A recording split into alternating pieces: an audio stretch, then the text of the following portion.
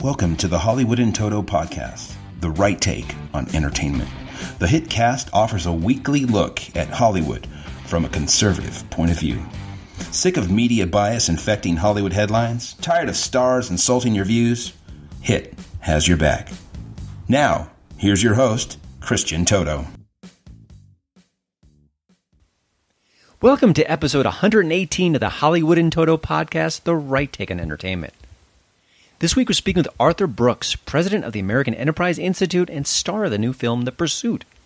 Finally, a documentary showing the glories of capitalism and how it lifts so many people out of poverty like no other system can.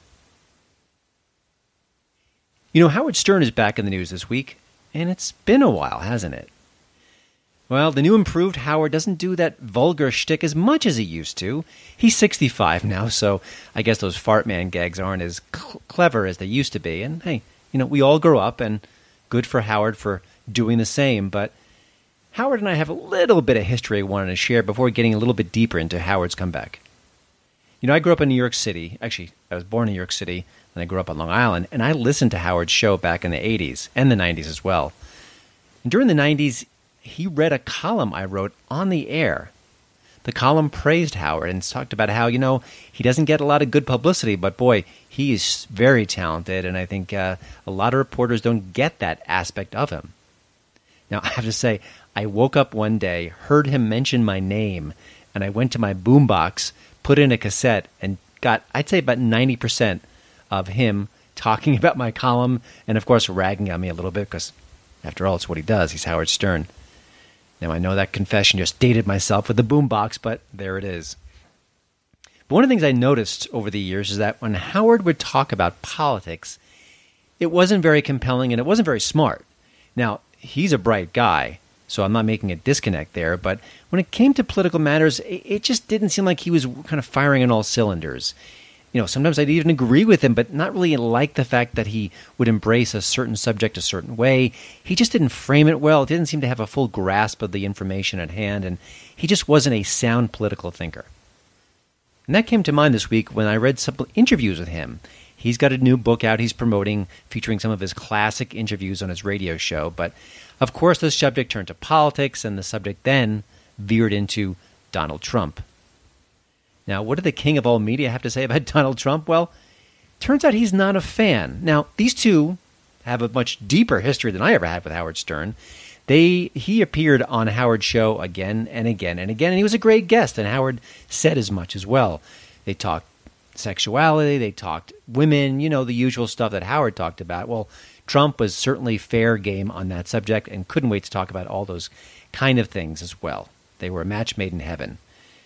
And I was kind of curious because while talking about Howard Stern and Trump again, the media had a different tact on Howard. They seem to like him now. As a matter of fact, they're treating him with a strange new respect. And I thought, oh, what gives? What happened? The press used to hate Howard Stern. They've been writing his professional obituary for decades. And I think there's two factors in play. Reporters for years and years said he was a flash in the pan, he wouldn't last, he's just a shock jock, he's going to be here today and gone tomorrow, he'll be like Morton Downey Jr. and other people who kind of blazed brightly and then just went away. And yet, 30 plus years later, he's still doing what he's been doing forever. Now, it's impossible to keep that press narrative alive that he's not going to last, because when you've gone through 30 plus years, you've pretty much destroyed that whole meme. So they can't really cling to that anymore, and I think they're kind of doing a slow, gentle backpedal. It also helps that Howard isn't as mean as he used to be. He doesn't do the lesbian dilate shtick as much as he once did, so the press doesn't feel as badly about saying some nice things about Howard and his work. But I think the other X factor is Howard Stern is a big Hillary Clinton fan, and he prefers her to Donald Trump. Matter of fact, he loves Donald Trump, private citizen. President Trump, leader of the free world, not so much. And I think it's one of the key reasons why the press is suddenly seeing him in this brand new light. Now, Stern is a radio legend, and it may take even more time before his full body of work is recognized. But if he keeps trashing Trump the way he is on his press comeback, that could come earlier than expected.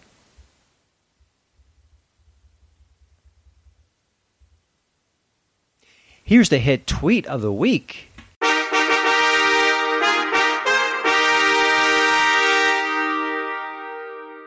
You know, this segment often picks on the same celebrities time and time and time again. But you know what?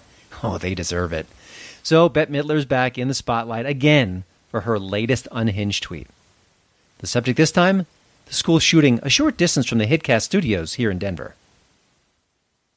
2 children sacrificed their lives this week to protect their classmates here in the greatest country in the world. Open and close quotes.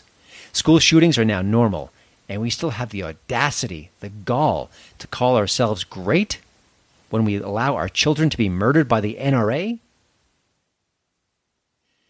You know, there's nothing more ghoulish than celebrities weaponizing grief just to make some political points. Bet, grow up. You're listening to the Hollywood in Toto podcast, the right take on entertainment. The HitCast hasn't had 3Donia.com's Jim Culver on the show for a while, and I thought, well, it's about time we fix that. Even better, Jim just wrote a new piece for HollywoodInToto.com that I thought was perfect material for this podcast. Here's my chat with Jim about how some conservative film characters really broke the mold, and why we might not see souls like that for a very, very long time. All right, well, welcome back to the show, Jim. Tell us a little bit about your new story for HollywoodInToto.com. It looks at characters who are conservative on the big screen, but they don't follow the usual blueprint. Talk a little bit about why that's different, and then we'll get into the characters, at least a few of them that you mentioned in the story. Yeah. That is something normal in Hollywood, obviously, to kind of oversimplify and to stereotype. But I certainly have noticed with conservative characters, it can be very specific, and they can certainly put conservatives in a box in terms of how they're portrayed. And so, I mean, obviously, there's some variation. You have suburban fathers, grumpy old men like Clint Eastwood's character in Gran Torino. You can have military, police, religious extremists, characters like that. But generally speaking, they kind of all fit into the same box. I mean, and even whether they're good guys, bad guys, or somewhere in between, they're almost always middle-aged white men or older white men who are kind of out of step with the times and need to change a little bit. And pretty much all conservative characters will fit into that box in one way or another. So, which is certainly not the reality. I mean, you just look at our political landscape these days, especially. You look at the walk away movement, and what's going on there. I mean, it's minorities, women, LGBT. I mean, they Walk Away just had its first LGBT town hall. I mean, it's a very wide open landscape, and it kind of highlights the differences between left and right. Whereas left is very focused on identity, conservatives tend to be more about values, and values can be practiced by anyone. So over the years, I've kind of noticed there have been some characters in movies that have been conservative, and they really have kind of broken out of that mold, which made them, in my opinion, a lot more interesting. Yeah. One note about your characters you've chosen, which are all interesting, for sure. They're not super new. I don't think there's any 2018, 2019 movies you're citing. So I think at this point in our culture, the screenwriters are going to have a harder time making these kind of characters. I think they're going to be less inclined. Is that fair to say, or is that just a rush to judgment? No, absolutely. I mean, as Hollywood's gotten a lot more PC lately, I think they've worked even harder to put people in certain boxes. And so, and storytelling can often be more about checking those boxes rather than putting the story first. And so what you find with a lot of these characters, which was more the norm back in the day, is a character and story come first, and then everything else kind of follows from that. Mm-hmm. So what you had were characters that were, they just had interesting character traits. They'd say, okay, I'll make this person, a conservative just to make him a little more interesting, spice him up a little bit, and rather than say, I'm trying to make some broad statement about conservatives. Yeah. So I think that's where a lot of this comes from. And what was interesting to me is that a few of the writers / directors you've noticed here are definitely left of center. I mean, I think Spike Lee is a great example. So Absolutely. Maybe I don't want to give the whole list away. I want people to check it out on the website, but maybe give 2 examples real briefly of characters that you noticed who were conservative but weren't the typical conservative. Right. So yeah, I'll mention a couple. So one, you mentioned Spike Lee. That's kind of a good jumping off point. So back in the mid-'90s, Spike Lee made a movie called Get on the Bus, and it wasn't widely seen, but it was very good and was one of his better movies. It was about a group of black men going to the Million Man March, riding a bus together. And so they're all black men, but there's actually a very wide variety among them in terms of age, background, and even politics. And so one of the most interesting characters, at least for me, was a character named Kyle, played by Isaiah Washington, who obviously had some controversy later in his career. And he plays a gay black Republican, and which, of course, everyone else is floored by that. But but he's a really interesting character because he doesn't fit into any of the molds they try to put him in. They try to judge him for his sexuality because it was the 90s and that was still kind of fresh, and they try to judge him for his politics, and he just kind of stands up for what he believes in and says, all these things the Democrats push, like welfare and these kinds of things, dependency, really are not good for our community, and they're just making things worse. And so he's a really interesting, fleshed out character, and it is a really well done movie. And by doing that, by the way, it makes everything richer, more exciting, more interesting, and also kind of keeps us off balance a bit when we don't know where the character's going to go, and we don't know where the other characters around him will go. So it's a twofer to me, and it's a shame we don't see more examples. We shouldn't need your list. Absolutely. It should be sort of spread out across the landscape, but as it happens, we sort of do. Maybe give me one more example of from your list that kind of stands out to you. Sure. So this not a very well seen movie either, but it was back in the late 90s. It was a film by Joel Schumacher, and it starred called Flawless, and it starred Robert De Niro as an ex-cop who has a stroke, and he's confined to his apartment while he's recovering, and so he meets this guy who's a drag queen. Wannabe transsexual, played by the late Philip Seymour Hoffman, and so it's kind of an update on. Sorry, I'm blanking on the show, but they have different roommates that don't get along. Oh, Perfect Strangers, or no, the one with Walter Matthau and Jack Lemmon. Odd Couple. Thank you. Yeah, blanked on that. But anyway, so it's kind of an update on Odd Couple because these are two very different characters. Robert De Niro's character is very restrained and not very comfortable around Philip Seymour Hoffman's character. Philip Seymour Hoffman's character is very flamboyant and kind of a typical drag queen character, but Philip Seymour Hoffman's character is actually a Republican, and all of his friends who are drag queens are all Republicans as well.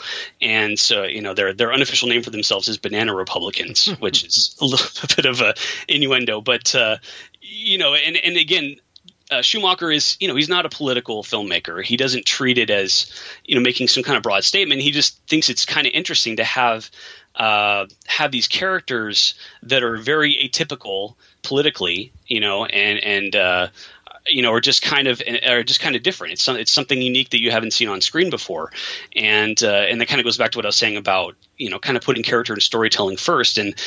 And I think it's a lot more interesting to see a character that doesn't conform to these kind of stereotypes and goes against them, because that makes them more original and gives the writer more to work with on them. Yeah, and by the way, can you imagine the reaction from the critics if that movie came out right now as opposed to 10, 20 years ago? They would go ballistic, and they'd say, "What are you doing? You can't have this. I'm outraged." I mean, just think about that, and think about how critics are attempting to stifle the creative voices all around us, and what a shame that is. Oh, absolutely. I mean, you look at a character, a flamboyant personality like Milo Yiannopoulos, who I don't always agree with the things he says and does, but he's a fascinating person. he would be a fascinating subject for a documentary or a feature film character based on him. But obviously they'll never do it, and they're deplatforming him every chance they get because they don't want those kind of voices to get out. They want, just like the movies do, they always want to put conservatives in a box and say, no, you're like this, and nobody else can be like this. And so it's unfortunate because it really does stifle storytelling. And and the more PC Hollywood gets, the less interesting the characters are going to get because, political correctness kind of puts chains on the muse and doesn't let the writers follow the muse where they want to go, and so the characters, get a lot more conformist. Yeah, so I agree. I'm seeing it across the new movie landscape. I feel like every week I go to a new movie and there's splashes of wokeness, and then I think, what did I just see? I don't even remember it. It was that forgettable. But, well, Jim, thank you so much for checking in with us. The story is at HollywoodInToto.com, Atypical Conservative Film Characters. Check it out. He just going to give you a sample. There's actually 5 more characters that he throws the spotlight on, and deservedly so. And, of course, you can read Jim occasionally at Hollywood in Toto, but all the time at Threedonia.com, and we'll have links to these sites on the show notes page for this episode. Thanks so much, Jim. Thanks a lot for having me. You're listening to my daddy's podcast. Please don't impeach him, Jerry Nadler. My hit tip of the week is a breath of fresh air. And you could say it's pretty cocky for a stand-up comedian like Nick DiPaolo to use that title for a new special. Well, I think we're going to give Nick a pass. DiPaolo is a previous HitCast guest, but he's also about as fresh as you can be given our PC age. And by fresh, I mean different and a little bit controversial for sure, and certainly as un-PC as you could possibly get. He's right of center, and he doesn't mind jabbing liberals in the theoretical eye with his routines. Now, some of the gags here are a bit uneven, but other ones, boy, they land beautifully. And Nick's stage presence, as always, is kind of menacing. I say that as a compliment. Best of all, he's giving it out for free. If you go to Nick's website, nickdip.com, that's D-I-P, you'll find a free link to the special on YouTube. Hope you enjoy it. I'm Patrick Kurelchi. And I'm Adriana Cortez, and we're the hosts of Red Pilled America, a new storytelling podcast. Red Pilled America is not another talk show covering the day's news. We are all about telling stories. Stories Hollywood doesn't want you to hear. Stories the media mocks. Stories about everyday Americans that the elites ignore. You could think of Red Pilled America as audio documentaries, and we promise only one thing: the truth. Visit the iHeartRadio app right now to listen to Red Pilled America. This week's HitCast interview addresses an issue that drives me crazy. Why don't more conservatives enter the pop culture arena? Well, economist Arthur Brooks did just that. His new film, The Pursuit, explores in a deeply personal way how capitalism transforms societies for the better. And socialism, well, it's got some flaws. The film is available for rent or purchase right now on iTunes, and it shows Arthur explaining how capitalism reinvented India's economy, and why those socialist utopias in Europe, they aren't quite as good as you think. Now, Arthur is a great person to kind of bring this message to the masses. He's smart, he's not standoffish, he doesn't want to own anybody, he just wants to talk to people and find common ground. And he doesn't mind talking to his ideological enemies either. Matter of fact, I think he prefers that. And at a time where socialism is suddenly cool and all the millennials are giving it a second look, a movie like The Pursuit is even more important. Here's my chat with economist turned movie star, Arthur Brooks. Well, Arthur, I'm going to start with a dumb question, but I think it might just set things in motion here. Why is an author and scholar starring in a documentary about capitalism?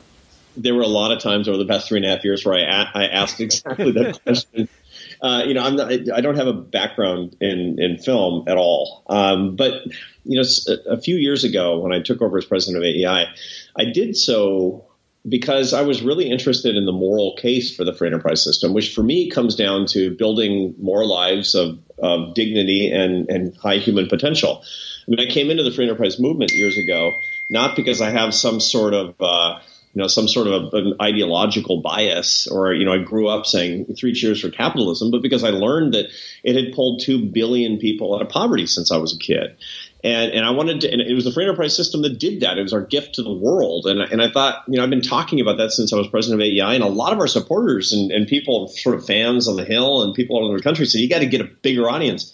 I kept saying, how do you do that? I mean, it's a think tank, man. I mean, this is not, this is not the super, I mean, this is academic. And they said, why don't you talk about it the way you do for general audiences and make a movie?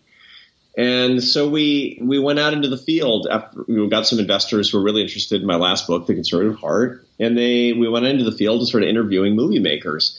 And I would always ask them the same question. I would say, why do documentary films about capitalism, why do they all suck? And it was because I see everything that's kind of in a genre, right? About the financial markets or the financial crisis or whatever, and they're all terrible or they're all boring or yuck. And they would all give me different explanations. But this guy John Popola, who runs Emergent Order in Austin, he said because they're propaganda. People want to watch films that are interesting and fun and beautiful. They don't want to watch propaganda. And I said, you, sir, are hired. And that's how we got into the movie business 3.5 years ago. Gotcha. India plays a starring role in your new film, and that's ground zero for the fight with socialism versus capitalism. And we're seeing who won and the results of that as well. Are there still voices in India kind of craving the old system, saying it didn't work out the way it should have? I was kind of curious about sort of the fallout from that on an ideological point of view. For sure. I go to India all the time. I go to India every 6 months or so. And the old intellectual class is deeply wedded to this Nehruvian socialism. And Nehruvian socialism, comes from Nehru after Gandhi. And he was the first prime minister of independent India. And he had aligned ideologically, but he had aligned politically with the Soviet side in the Cold War. I mean, most people don't realize that India was a Soviet-style planned economy. And most of the intellectuals that came of age, they had this alignment between independence on the one hand and socialism on the other hand. Those things were interlocking. And it went on and on. Like if you were an independence person, if you were an anti-colonialist, which all self-respecting people were, you also had to be a hard-over socialist and kind of aligned with the Soviet Union. And that was a real problem because there were hundreds of millions of people who were impoverished, who starved to death because of that ideology in India alone. And it wasn't until the 1990s that a new generation of people started to come along saying, actually, you can be anti-colonialist and you can be pro-capitalist. As a matter of fact, that is the secret to our destiny. That's the secret to our success. But still, boy, oh boy, there's still deep roots that go back to the old way of thinking. When I look at The Pursuit, it reminds me, just in a fraction of a way, of a Michael Moore movie because it is a singular personality who dominates the story, who narrates it, who is the focus. Were you reticent about taking that approach, or do you think that this is the way to enter the story? I was actually pretty agnostic. I was reticent because, a movie about me, what could be more boring? But I was agnostic about the right way to get the story across. Look, I understand that everything is about stories and stories are about characters. And so the filmmaker made the case, look, we're going to follow you around the world for 3 years. And I have a day job, so I can't do this thing full time, but I'm on the road all the time. I do 175 speeches a year. I have the privilege of just traveling all the time. And they would follow me around, and they had tons of footage. I learned that documentary filmmaking is so different than what most people think. There's no script. What you do is you shoot around a subject. It's like basically going out and stocking an entire kitchen and then decide what to cook for dinner. And I didn't know that. So they were basically shooting around just all of my activities for 3 years. In the end, John Popola, the director, came and he said, you're the main character in this thing. We're going to talk about how your ideology formed, how your life actually progressed. Because I have a kind of a weird backstory insofar as I made my living as a classical musician for a long time before I, gave it up and went and got my PhD and became an economist, which is, a very American story, but it's not super typical. And so he wanted to talk about that a little bit. And I think he did a nice job. For me, I get a little tired of hearing my voice for an hour and 15 minutes, but viewers swear that it still coheres. So there you go. Gotcha. One of the things I was interested in is your approach to the subject. This isn't just people with the same thinking that you have. You have a lot of discussions in the movie with socialists, with people who are fiercely against capitalism. Talk about that element of, because obviously a lot of what you do, the books you've written, is, hey, let's engage. Let's talk to people. Let's not shout them down or kind of keep them out of the frame. It seems like it's very much in your spirit. And how did that influence the film? Well, part of it is I know that how people change their minds because I know how I change my mind. I find it profoundly satisfying to be persuaded. Because it's sort of related to humility in a way, and humility is really, really pleasurable. And so one of the problems that we have in American political discourse today is that everybody wants to be persuasive, but nobody wants to be persuadable. And I thought, how can I actually create an environment in which people can be both about one of the big issues of the day? How do we help others? How do we equalize dignity, the sense of dignity? How do we increase human potential? And the way that you do that is by actually talking to people and hearing their views and not caricaturing anybody and not saying that anybody's an idiot. And so in the movie, for example, look, it's clearly a pro-free enterprise thing. That's my way of thinking. But if somebody's got a great argument and they disagree with me, I want to know first, not last. So we go to we go to people who are self-avowed democratic socialists. We go to Marxists, anti-capitalist street demonstrators. We talk to them. And they're awesome people. They want a lot of the same things that I do. They want to build people up. They want to bring people together. They want people to be able to make their living and support their families. And only when you listen to them can you have a full appreciation for what they're trying to do, which is not to lord power over people or get, some politician elected. And then you can actually have a conversation about what's the best way of meeting their objectives, which in most cases are my objectives as well. And it's funny because there's one point in the movie where, these democratic socialists kept saying, there are better ways than America, better ways. And I finally say, where? They're like, Denmark. It's like, okay, we pack up when we go to Denmark. And it was revelatory to me. I have to say, I'd never been to Denmark before I made this movie. My family, my lineage comes from people who are, poor orphans with a first grade education and who were bailing out of Denmark, as it happens. But I didn't know anything about it. So I went there with a pretty open mind, and I found that it was not what I expected. And I show that kind of not what I expected in the film. Yeah, that fascinated me, and I think maybe this is too much of a spoiler for this particular, but I thought that the secret sauce of what makes their system work is almost incompatible to what makes America work. Is that rugged individualism? Can you talk a little bit of that without giving away too much of what you uncovered? Yeah, for sure. I kind of expected to go to Denmark and have it be kind of a downer. Like, it's not as good as it seems. Everybody says it's so awesome, but it's actually kind of lame. It's not lame. It's awesome. They're happy and they're doing well and they like it. They really like it, I have to say. And I came away saying they like it, and I don't want to move to Denmark because it's not for me. And then I kept thinking, why is it not for me? And the answer is because we're a country of oddballs. This is the United States is a bunch of riffraff that were running away from places like Denmark for a reason. In Denmark, they have huge social structure. There's just, the key thing to keep in mind about Denmark is that it's a boutique society of about 5 million people. And they're, as somebody in the film says, they consider themselves to be one and the same. And so if you're really ambitious, or you want to start a company and get really rich, or you're super religious, or you want to have 8 children, or you just want to be different than others, you're going to fail. That's the problem. But that's also America, man.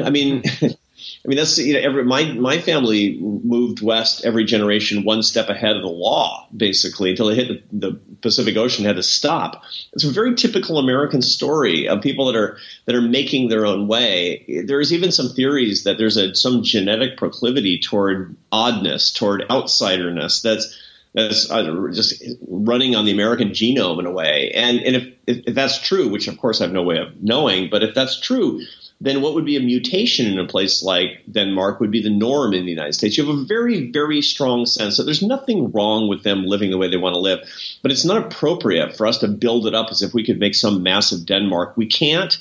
It's impossible, and we don't want to. Yeah, interesting. One of the reasons why I wanted to talk to you is because people often say, and I work in the arts and I cover the arts, so it's more prevalent what I talk about, but think tanks are great. EI does wonderful stuff.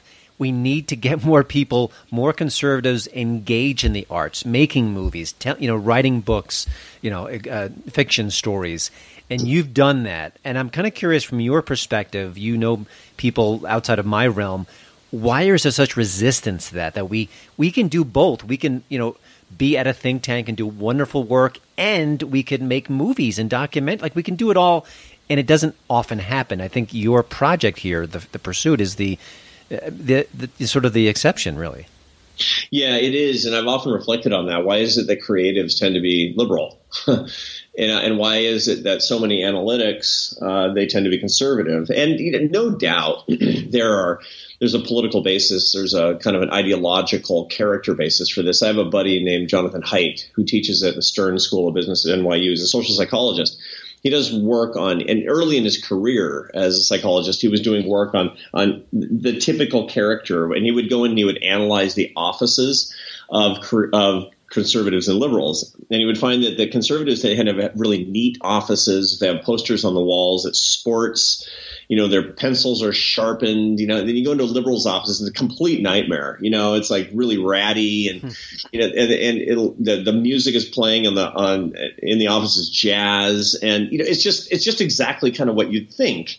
And then he was looking into this something about the typical character that would lead somebody who's messy, who's comfortable with shades of gray, who wants creativity to break the norm, so that that really wants to break the rules, because that's a really interesting thing to do, that those people would tend toward a particular political ideology. It's an adjunct to their politics, an adjunct to their character. And he did some pretty compelling work. But then, of course, you've got the I guess in a way you'd say the outside quadrants. You've got the messy conservatives, and you've got the buttoned up liberals. And maybe you and I are in that off quadrant. I'm just not sure. Mm-hmm. And do you think the fact that you were a musician and when you were a younger man, did that make you more open to this kind of possibility, where you're a friend of the arts, you were an artist, I'm sure you are in certain ways? Did that help you kind of segue into making a movie that in ways that maybe other people might not be able to do? Maybe. I mean, I'm really comfortable with the idea of trying new stuff, for sure. I mean, I'm just super comfortable with failure. And I've always seen my life as a startup. The ultimate change that I made was when I left music. I mean, I didn't finish college until a month before my 30th birthday, because I was on the road playing chamber music, and I played with a guitar player named Charlie Bird, a jazz guitar player, on the road for a couple of years. Then I wound up in the Barcelona Orchestra. And, during that time, I didn't actually go to college. So I went to college much, much later, and got super interested in these questions of how do you pull people out of poverty. And, that transfer of at 31, leaving the music business and going to start my doctorate so that I could devote myself full time to this new thing, that was a huge, huge change. But the truth of the matter is that when you're in the arts, you're just building your life every single day. It gives you a huge amount of confidence in your ability to create stuff that didn't exist before. Artists, in a very real way, are life entrepreneurs, where life, the ether around us can be made into an enterprise. And it's very important for artists to have this, to be able to articulate the entrepreneurial mentality, because in so doing, they can do all sorts of things with their own lives, not necessarily in the medium in which they're trained, but to create new media that are new creative ventures. And I think that's really what I got. All the interesting things I got from the arts are totally fungible into the world where I am now. And I'm completely open to new ways of getting ideas across. And this film is a classic example of having an experiment. I thought it might fail. Actually, I thought it might be no good and it'd be sort of lame and boring or whatever. And it turned out to be better, actually, than I thought it was going to be. And I'm thankful for that. Maybe who knows what the next film will be. Yeah, we talked before about how part of the hallmark of this film is talking to people with different points of view, having that dialogue. It feels like today in our culture, and I know this is a partisan comment, but I think it's fairly accurate. People on the left are much less open to that. They want to shut voices down, and I think often when they play the racist, sexist, what card, it sort of shuts the debate down instead of opening things up. Why is this happening now in our culture in 2019? Because I don't think this was as vibrant and as powerful maybe 5, 10, 20 years ago than it is right now. Yeah, no, I mean, I see that a lot on the left, but I also see it a lot on the right, where there's a huge amount of, it's just basically tribalism. Mm-hmm. And the tribalism ordinarily comes at the end of a financial crisis cycle. It's almost clockwork, as a matter of fact. Every generation, when they face a financial crisis, if they do, because most generations don't, but if they do, it's always unique and new. But if you actually look back throughout history, there's a study from some economists in Germany. They published their work in the European Economic Review that looks at over 120 years, 800 elections in 20 advanced economies, including the United States. And they show that over the 10 years after a financial crisis, the financial crisis per se, because it creates a uneven economic growth and stagnation and envy and among 80% of the income distribution, that causally leads to a 30% increase in populist politicians and parties and their voter share. And what that translates into basically is that financial crises lead to populism, which is related to tribalism. I mean, what all populists have in common, right or left, is basically somebody's got your stuff and I'm going to get it back. And the somebody who's got your stuff, the bad guy, the evil guy, is a banker or a rich person or an immigrant or a wily foreigner or whatever. But the arguments have always been thus. And the downstream effect of that is that politicians, who generally speaking are not leaders, they're followers, they have their finger in the wind, and they see people who are falling prey to this populist sentiment. They'll say, okay, so what I'm going to do? I'm going to basically, and not just politicians, media. I mean, you see, whole cable networks that are catering to these viewpoints, college campuses where professors have become utter populists. And basically saying the other side is not just, there is another side, there's right, there's wrong, and the other side is stupid and evil and deviant. I mean, it's an outrage industrial complex is basically what it comes down to. And people who are getting rich and powerful and famous by feeding on the fear and envy that have come at the end of this terrible financial crisis. It's amazing how cyclical that is. Arthur, before we let you go, Hollywood is going to throw their weight behind some Democrat. We don't know who exactly, but it's going to be very clear that they're going to be socialist leaning, just given the way things are going right now. How do you counter that message? And just talking to listeners out there, and maybe even secondly, how do artists counter that message? If you're a right of center artist and you want to kind of say, "Hey, no, wait," what do you think should be the comeback to that kind of a conversation? Well, to begin with, let's talk about what's the worst way to deal with that. And the worst way to deal with that is when those, I know you've got a big listenership of people who are either overtly or secretly right of center in the arts and film world. And the natural tendency is to get out there and say, you people are idiots. All of your facts are wrong. You're going to lead us to Stalinism. And then if you don't like it, well, too bad, liberal tears, ha, ha, ha. That's the wrong way to go about it, because in point of fact, most of the people that we're talking about, and certainly the people who will consume the stuff from the art, the creative stuff from the left, they're not bad people. They want a better world. They want a better country. They want to lift people up. And so our job is to say, this moment of greater sympathy towards socialism. I mean, there's a lot of data that say that sympathy among young people is way, way, way overstated. But suffice it to say that there certainly are more politicians who are overtly socialistic. That's a huge opportunity, because we can actually have a conversation for the first time about how we have a better way of hitting the goals of these people, the goals of lifting people up, the goals of bringing them together. I mean, the only reason that free enterprise matters is because it lifts up people with less power than you and me. That's why it matters. I mean, that's why I care about it. And that's the moral basis of this. And let's, put it right out there, put what your moral objective is out there and say, the reason I love this stuff is because I want the next 2 billion people to be pulled out of poverty, just like the last 2 billion people have been pulled out of poverty by capitalism. Let's do that together, man. And so let's use their moment of popularity to be our moment of popularity as well. And people will respond. Excellent. Well, I think part of that conversation is seeing The Pursuit. Thanks, Arthur, for joining the HitCast. The new movie is The Pursuit. It's available everywhere May 7th on digital platforms for purchase like iTunes, Amazon, and much more. And, of course, please listen to The Arthur Brooks Show on your favorite podcast app. Arthur, I'm really glad you were in Hollywood, and let's talk again about future movie projects. Thanks so much. I appreciate it. Thanks for your great show.